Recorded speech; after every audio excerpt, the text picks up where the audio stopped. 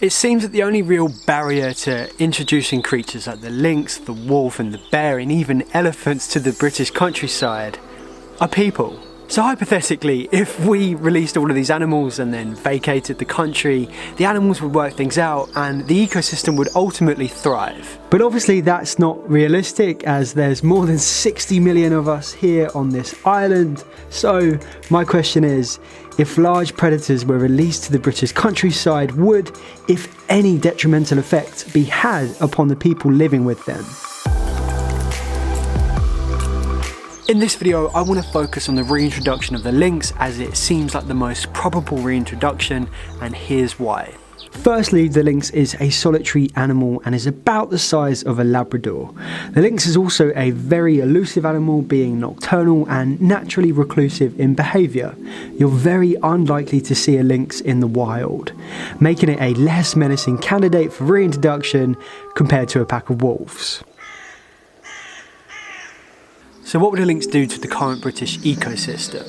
Lynx can be described as an ecosystem engineer. Like many predators, their very presence has a cascading effect throughout the ecosystem. But primarily they would strike fear into and hopefully get a handle on the ever-rising deer populations which are ravaging much of the British countryside. Apex predators like the lynx change the behaviour and distribution of grazers such as deer, keeping them on their toes to an extent where parts of the landscape are able to naturally regenerate, which over time is very beneficial to all manner of wildlife. So what type of habitat does the lynx like, and how much of it does it need, and more importantly, does the UK meet this criteria? The lynx is primarily a woodland specialist, relying on the cover of the forest to hunt and to find shelter. Its range can be anything between 20 kilometers to 450 kilometers squared, depending on the connectivity of the landscape and availability of prey. Research carried out by Tom Overton found that the Kintyre Peninsula in Scotland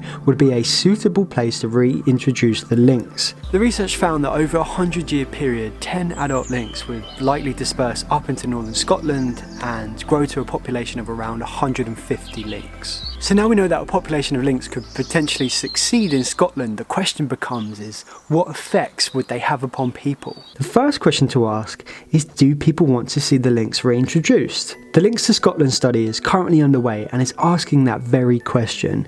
It got started in January of 2021 and will run for the next year, and by the end of it we will hopefully have a good picture on what the public think. Sheep farmers are among the most concerned, worried that the lynx will predate their sheep.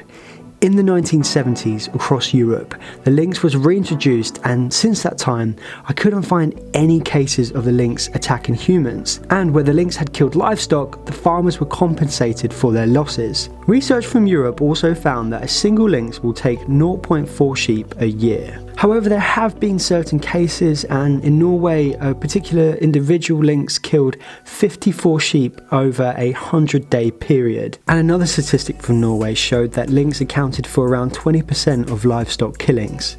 But in many cases, it's often been inconclusive whether if the lynx had killed the livestock at all. But it's still an issue, as people believe that it's the lynx who are killing the animals. In Scotland, there is an abundance of deer throughout the woodlands, which is not only the lynx's preferred prey, but also their preferred habitat to hunt within. In the Harz National Park in Germany, the reintroduction has been a success, not just in terms of the dispersal and reproduction of the lynx, but the impact it's had on the community. The lynx have become a tourist attraction, which benefits the economy of the local areas. The people have really gotten on board with the reintroduction of the lynx. So, are the lynx a threat to society? No, I don't think that they are. If anything, I think they're the opposite of that. I think the society will benefit, not just through ecotourism, but just by having the chance of potentially seeing one while out on a walk or spotting a sign of one while out on a walk. That's going to be good for us as humans. There is little to no evidence that a lynx will directly, negatively affect us. They're not going to attack us. I think that there is a clear fear from farmers, but I also feel that if we can compensate the farmers for their losses and reintroduce as small a number as individuals as possible to obviously give them the best chances of success, by doing that we would be making sure that there is as fewer lynx out in the landscape that could potentially kill livestock, but obviously still making sure that they have the best chances of success. It is really important that the British people get behind the reintroduction of lynx, and I honestly think that we will. I would love to see the UK become like a super wild country where people are just like open to the idea of rewilding. But it's a topic which has like so many different angles to it, and it's really up for debate, so please leave what you think down in the comments. But thank you so much for watching. Live curious.